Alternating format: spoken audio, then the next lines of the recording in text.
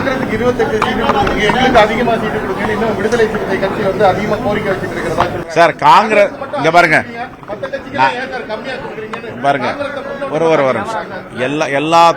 எல்லா தோழமை கட்சிகளுக்கும் அவங்களுக்கு கேட்பதற்கு உரிமை இருக்கு, கொடுப்பதற்கு மனம் இருக்கு, மாண்புமிகு முதலமைச்சர். ஆனா காங்கிரஸை கம்பேர் பண்ணி கேட்க வேண்டாம். காங்கிரஸ் இன்னைக்கு 100 நாடாளுமன்ற தொகுதிகள் நாடாளுமன்றத்தில் இருக்காங்க. எத்தனை தொகுதி? 100 நாடாளுமன்ற தொகுதி. பிரதான எதிர்கட்சி.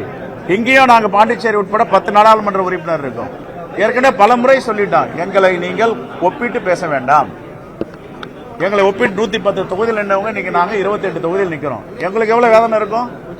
அந்த வேதனை அவங்க புரிஞ்சுக்கணும்ல. நீ காங்கிரஸ் கொடுத்தா 41 கொடுத்திருக்காங்க, 63 கொடுத்திருக்காங்க, 63ல நின்னோம், 41ல நின்னோம், அப்புறம் 25 கொடுத்தாங்க. அப்ப நாங்கெல்லாம் வந்து இது மாதிரி நீங்க இவங்களுக்கு கொடுத்து அவங்களுக்கு கொடுத்து ஒப்பிட்டு பேசல. நம்ம தோழமையோடு மக்களுக்காக இருக்கோம், மக்களை சந்திக்க போறோம்.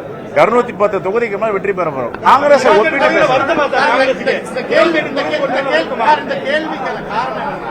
இது இயற்கையா அமைச்சர் கூட்டணி.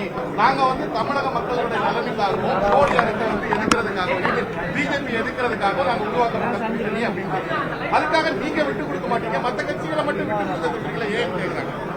இல்ல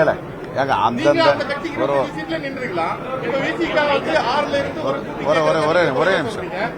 கேட்பதற்கு அவர்களுக்கு உரிமை இருப்பதற்கு, கொடுப்பதற்கு மாண்புமிகு முதலமைச்சருக்கு மனம் இருக்கு.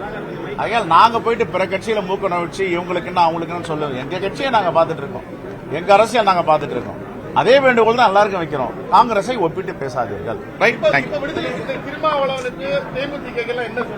தெரியும், பிற கட்சியை பத்தி நாங்க பேசுறது நாங்க தான் எங்க வேதனையை சொல்லிட்டோமே. அப்படி கம்பேர் பண்ணாதீங்க. 100 நாடாளுமன்ற உறுப்பினர்களை கொண்ட பேரியக்கம் காங்கிரஸ் பேரியக்கம்.